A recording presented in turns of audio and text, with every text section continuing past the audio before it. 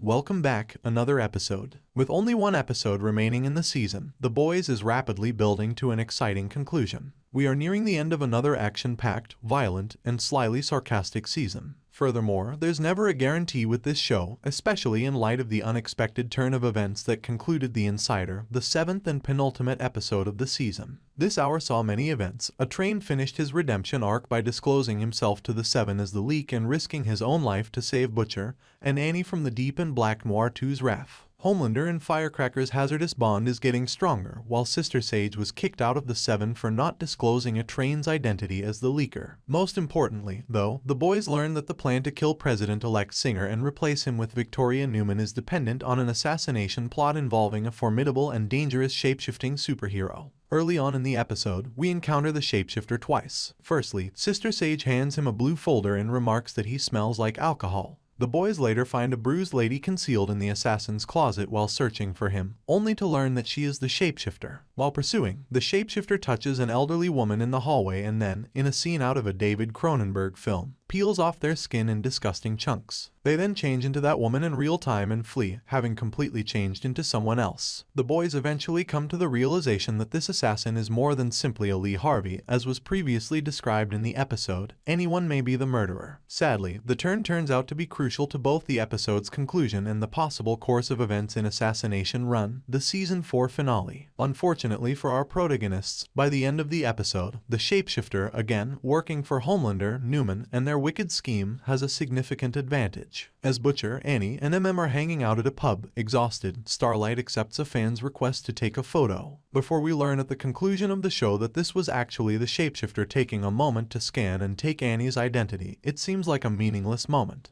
The boys' handling of this twist is clever. By the time everything came full circle at the end of the show, we had forgotten all about the shapeshifter. In hindsight, however, it all makes sense. Clone Annie is acting strangely during her private moment with Huey, which, it should be noted, is not a moment of consent. You wouldn't have any reason to suspect anything, though, unless you were vividly recalling and thinking of the shapeshifter, just as Huey wasn't. However, a crosscut in the show reveals that Annie was taken over by the shapeshifter, who also locked her up, knocked her unconscious, and stole her identity. She broke into the safe to grab whatever was on Huey's laptop because she now knew about the plan to give Newman the virus and Huey's futile attempt to get Newman to stop it. It's all pretty negative. However, it goes farther than that. The shapeshifting assassin not only replaces the actual Annie and locks her up in an unidentified institution, but it also appears that she intends to kill the president-elect Singing using Starlight's body. Should that come to be, not only would Newman be able to consolidate his influence, but Starlight, the greatest threat to Homelander's standing and fan base, would be portrayed as a murderous and hypocritical person.